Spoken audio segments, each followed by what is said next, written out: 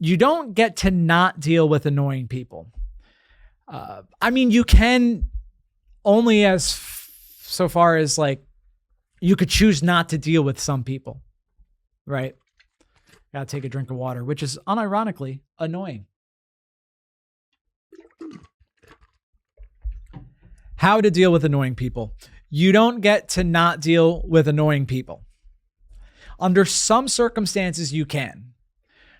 So in circumstances when you're able to cut someone out of your life, if they're too annoying, you can cut them out of your life. I have some examples. I had a bad friend that I don't talk to anymore. And the reason being is I think there were boundary issues. I remember he would double text, and double texting is fine if you're like, here's a meme. And then, 12 hours, no response. You're like, well, I do have another funny meme to send. You know what I mean? That's fine. Especially because like someone like me that notoriously reads texts, forgets that he read them and won't answer for hours or days at a time. That's fine. But some people feel entitled to your time in a way that's annoying. And I had one friend that was like this. And one time he called me and I hit the mute button because I was busy. And he texted me, "Did you just bitch button me?" Which I thought was, a crazy entitlement to one's time. Outside of being someone's boss, I don't think that's an appropriate way to feel when someone mutes your call. So I'm not friends with them anymore. I've had similar experiences with dating. I remember I dated this one girl. We went on a date. I went home after the date, good date. I watched a TV show. I fell asleep. I woke up the next day. I used to live my life like this where I would wake up right before I had to be out the door to be at work. And then I get to work right at time. And then like I take my first break like 2 hours later. And I look at my phone for the first time in, I want to say 10 hours, right? Damn, I've that is not my experience lately. I'm way too married to my phone, but I had a couple of texts in a row from her being like, you want to hang out again? Hello, string of question marks. And that's an automatic block and ghost, right? Because that's just an amount of entitlement to your time that I think is unacceptable. And then this was a scenario in which I wish I cut this person out of my life, but I didn't. I had a new job in New York City, and it was actually my first job in New York City. And my boss, he calls me into his office. It's my first day, and part of the job is that I would take checks from clients and put them into an escrow account. And he said to me, in all seriousness, deadpan, he goes, "If any of this money goes into your personal account, I'll kill you." And I laughed, and he did not laugh. And that was a sign that he was going to be a bad and, dare I say, lunatic boss, and he was. So if I had cut that person out of my life quicker, I would have had a less stressful year. I worked at that job for a year, worst job I ever had. So yeah, you can avoid annoying people.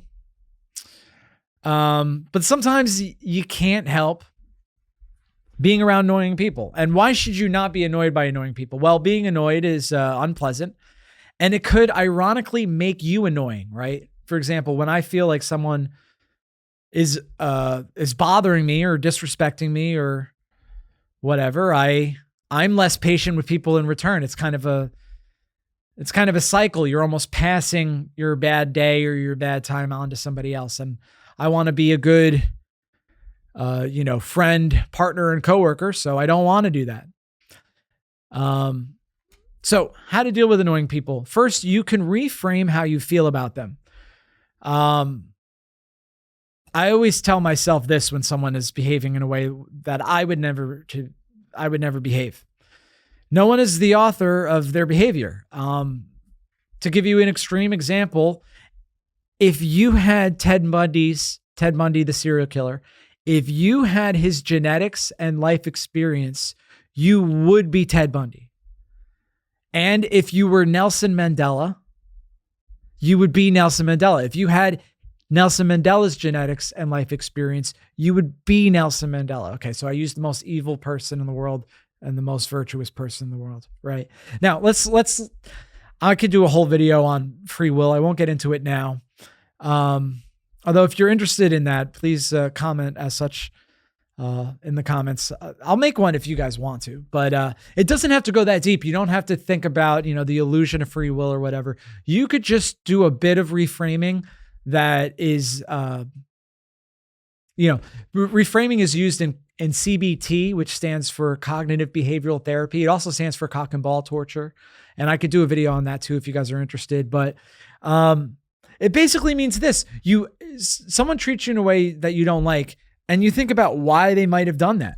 And the classic example is someone cuts you off in traffic, right? Now, why did they cut you off in traffic? Maybe they're late. Maybe they didn't see you. Maybe they're distracted because they're going through a breakup or the loss of a loved one, or they're about to get fired, An extreme version of this that I always tell myself when someone's being a douche to me is that the worst day of my life could be the best day of someone else's. That there's someone walking around that if they had my worst day on earth, the worst day I've ever experienced, it would be better than their day-to-day existence, right? And some of those people you pass on the street, they're not all living in, developed countries and war-torn, civil war situations. There's people who never got a word of encouragement the first 17 and a half years of their life. And then they're pushed into adulthood trying to navigate the world, right? Okay, so we reframe how we feel about annoying people, but what do we do when someone's being annoying? I'll use some examples, right? So earlier, I gave the examples of the annoying friend, partner, and boss. Now, obviously, those are relationships that you can terminate. So I'll use these examples: an annoying friend of a friend, an annoying friend of a partner, and an annoying coworker. Now, a friend of a friend, you could still avoid. First of all, the first time you're hanging out with a mutual friend and you don't like his or her vibe, you could just tell your friend later in a very gentle and kind way, like, listen, you guys vibe, but I'm not, maybe let's hang out separately. I don't really feel this person's vibe. You could do that in a nice way. I mean, you should understand they probably have history together, or they don't have the personality conflict that you and the friend of a friend have. But keep in mind, they might not even realize they're being annoying. So you meet this friend of a friend, they're annoying. Either they don't realize they're being annoying, in which case, like, it's kind of an is what it is situation. And if they do, you could use the gray rock method. It's the best way to deal with narcissists. If someone's being intentionally annoying, you just don't let them see that it riles you up. And that's a great way to deal with bullying too. And I could do a whole video on bullying, how to deal with being bullied, because I don't know if you guys will believe this, but I actually have experience with that. Friend of a partner is a bit trickier because you should hang out with your partner's friends, right? Aside from some circumstances, I suppose, but because if you're friends with someone, you'll probably vibe with the friends of friends, but your partner, it's kind of different. They might have high school and college and work friends that they feel tethered to in some way, even though they might recognize that they're annoying, So it's the same thing, it's your partner. You should be able to talk with your partner about anything. One of them could be very nice, again, very gentle, and be like, I don't know if I'm vibing with this person. And in that case, I think you just pick your battles. You don't have to make your feelings known about everything. Sometimes it's better to keep on, The annoying coworker is the most difficult one. First of all, just be careful with being friends with your coworkers, because I think if you talk to anyone that's been in the professional world for long enough, they'll tell you that could lead to some problematic things. But for now, let's talk about the annoying coworker, right? Well, you could use the gray rock method, right? If they are intentionally riling you up, or, and this has happened to me in my professional life, they're Machiavellian in some way, which is just so silly because I've only had shitty jobs. So the fact that I've had coworkers that are like trying to get something is just so hilarious. But I think the best way to deal with an annoying coworker is the more annoying they are, the more professional you become. Okay. So if they're annoying or they're, there's something about them that's off, every communication you have with them should be in writing, and you don't have to be a douche about it. Just to be like, hey, this was a great conversation.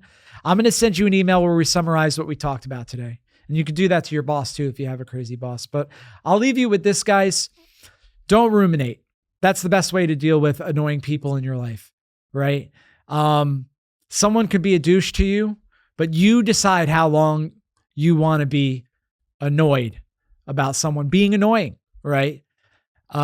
Because in the past, I've thought about someone disrespecting me for hours, days, maybe even weeks. And it's just a supreme waste of your time.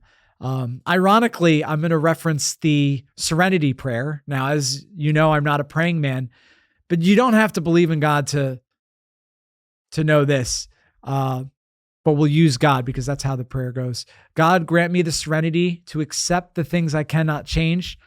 Connor, how does it go? Do you know the last part? Here's one. God, give me the grace to accept with serenity the things that cannot be changed, courage to change the things which should be changed, and the wisdom to distinguish the one from the other.